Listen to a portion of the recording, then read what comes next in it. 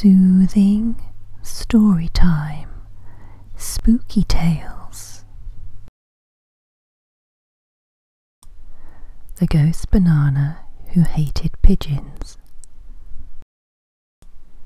The creatures of nature had gathered by the tree of colours to tell spooky stories. It was Beam's turn to tell a story. Once upon a time, there was a banana.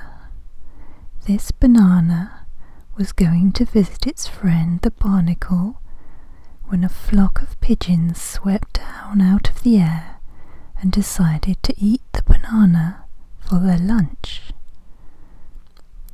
Well, they were hungry, and no one had left any breadcrumbs or chips or yummy vegetables lying around on the ground or in a bin.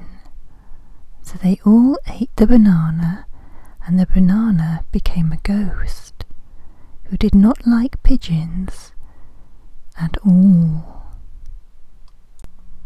The pigeons flew away, and the ghost banana floated just above the ground, wondering what to do next. It waited, hoping to find another ghost banana, but it was the only one. Then it looked around for any other ghosts. It couldn't see any. So the ghost banana decided it might as well get its own back. So up into the air it floated like an inflatable dog and set out to find the pigeons who had so rudely eaten it and turned it into a ghost. The trouble was, the ghost banana couldn't tell the difference between one pigeon and another. But that didn't stop the ghost banana. Oh no, it would not let ignorance get in the way of revenge.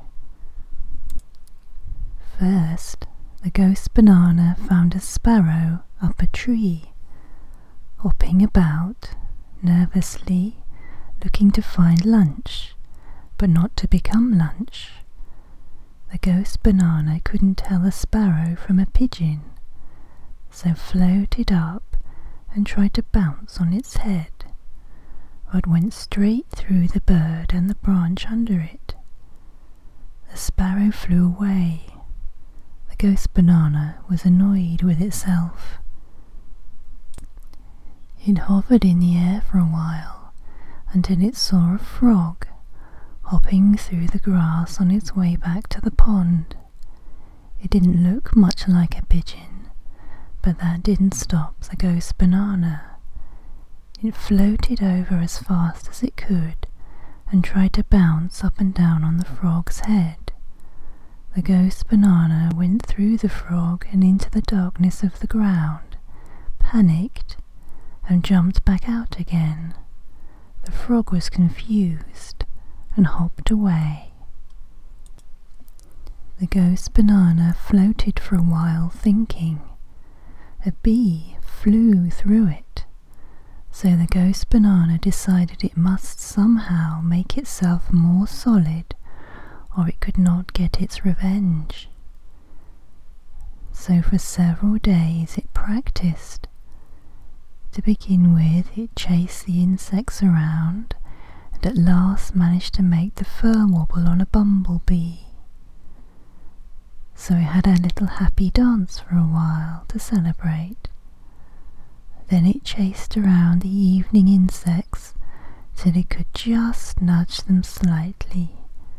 The ghost banana did an impression of a sick vulture to celebrate. Next, the ghost banana heard the frogs croaking at night with its little banana ears. So it decided to haunt a frog at the pond for the rest of the evening. It floated behind a frog, going woo, but nothing happened at first. For several hours the ghost banana went from one frog to another, going woo.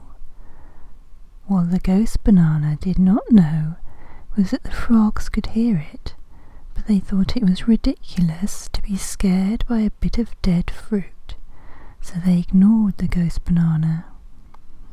Then a tiny mouse ran through the grass. The ghost banana floated up to the mouse. Ooh! The mouse squealed in terror and scuttled away. The ghost banana did a lap of victory round the pond. The sun was starting to rise, and the birds were starting their song. So the ghost banana found a sparrow, assuming it was a pigeon, and tried to bounce on its head. That still didn't work, but what did work was the ghost banana floating next to a sparrow and screaming in its ear. They didn't like that at all. Flew right off they did. So for the rest of the day, the ghost banana practiced moving things. It went back to the insects. Eventually it managed to push flies out of the way when they were resting on stalks of grass, and later moved the stalks of grass themselves. The ghost banana worked hard for the next few days, shoving ants over, bouncing up and down on small flowers to make the petals fall off, screaming in the ear of any passing foxes, floating up into the nose of a badger and going woo until it ran far away. Then it went back to the insects. It rode a bumblebee, battled dragonflies. Then it turned its attention to other creatures again. It upset a great many spiders. Then it jumped up and down on a plum till it fell off the tree and onto a cat, who ran away. Various animals were now avoiding the clearing where the ghost banana trained in order to wreak its ghostly revenge. It still couldn't tell a sparrow from a pigeon, and could now make an impression when it bounced on the sparrow's head. The ghost banana was feeling triumphant. Its revenge was taking place. Then it saw its true nemesis. A big pigeon landed on a branch, and the ghost banana remembered. These were the kinds of flappy things that had eaten it.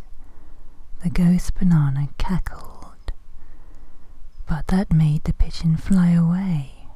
The ghost banana floated after it, but was not as fast as a pigeon, and was soon left behind. The ghost banana began to brood.